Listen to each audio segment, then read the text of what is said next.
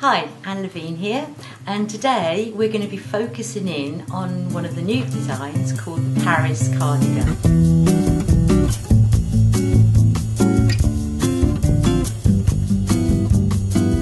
It can be a top or a cardigan. I've got it as a cardigan with the open front. But I decided to establish a Fair Isle look. I was going to do Fair Isle, but there was too many loops and my old workhorse machine wasn't really having much of it either. So I decided to play around and came up with a tuck stitch. This is the finished piece of knitting, so it looks like it's got bobbles. I haven't actually been that clever. All I've done is use a yarn that's multicoloured. But the joy about using this tuck stitch system is that on the other side it looks like a completely different fabric. It looks almost like a moss stitch, but it's actually called tuck stitch. So you could choose. You could use either side as the right or wrong side. I quite liked the bubbles, but I also put buttons on this cardigan. So in fact it wouldn't really be successfully reversible, otherwise I'd have all the buttons on the inside. But this particular pattern, you could also not have a front opening and make a jumper, then it would be reversible. You could also choose where you want to put this pattern system. As many of you know, I hand crochet around a lot of my seams. On this particular one, I went right round the two pieces with a double crochet and then joined it with a double crochet and one chain. This also, when we look at the other side, it makes a nice flat seam that's a bit of a feature as well.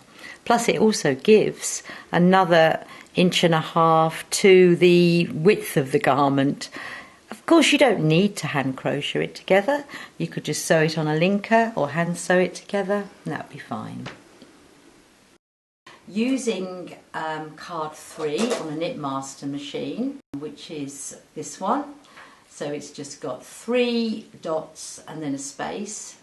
Turning it round about halfway, doesn't really matter where, because we're actually going to put it onto lock, because it doesn't need to move for the tuck stitch that we're doing, because we're only going to do this for 4 rows. The main yarn for the garment that I'm making today, I'm going to be using Yeoman's Sport, which is a 4-ply, which is a fine merino.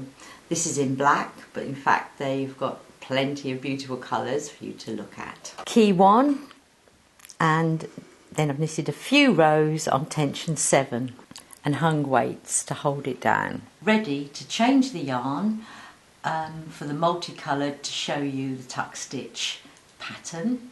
Next step is to take the main yarn, which is the black sport, out of the carriage and then rethread up the contrast. The contrast that I'm using is this, which is a hand knitting ball of yarn, and it's vari-coloured, so it's magic.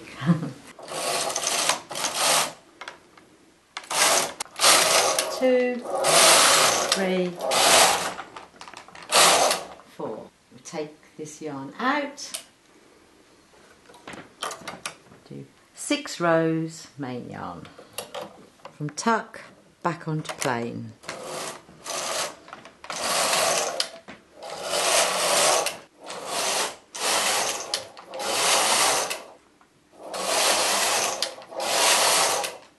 Take it out again. So we've done 4 rows tuck, 6 rows plain, and that is the pattern.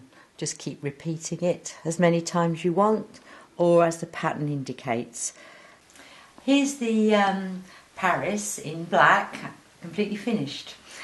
This particular one though has got 3/4 length sleeves, because I just like 3/4 length sleeves, which enables a blouse or a cuff to be worn. I just like the look of that. And also I prefer personally to have my sleeves 3/4 length, just sort of halfway up my arms. But if I did want a longer length, I've made this extra little army, so it just goes onto your arm, and I've actually put, so I could have an extra long. So with the black over the top, if I was wearing the Paris with a 3/4 length sleeve on the top, it would actually extend the warmth, or as you can see, I could wear these on their own, but it just looks like it's part of the garment, and then I can just take them off, and then I've got the choice of wearing different sleeves or different gauntlets underneath. The front of this design has got a slight godé at the hemline. See the shaping. Now on the diagram, this is going to be this is optional. You don't have to have this pointy front if you don't want it, but I think it actually is quite flattering. You can actually do key one here, so you just start and have a square front. You can see that, there we go. Or you can do the optional godé each side of the front to make the dipped front.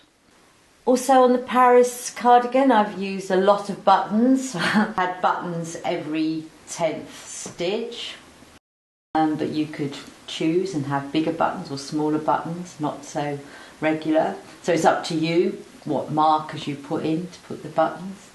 I've also created a collar that is also going to be with a pattern that isn't detached, it's detachable, sorry, but it's not actually attached to the garment. And again, you can attach it to the garment, but I quite like the detachable idea. I'm just going to take this off so that I can then wear a blouse as pictured here, just a chiffony, vintagey blouse, just to give it a different look and a different feel. The collar. I was playing around one day and suddenly realised it's a really cool shape. It could be used on the shoulder to make a different sort of collar. But then one day I had a really bad hair day, so I thought, I wonder. So the wider bit goes towards the back, give it a stretch, pull it up. I can't even see what I look like, and that's not ideal, but hey ho. And it's kind of like a, you see what I'm doing, sort of like a 50s scarf. Anyway, there we go. That's why it's quite good having, I feel, detachable bits, because you can play and make them into other things. So thanks for watching, and I hope you enjoy making your Paris.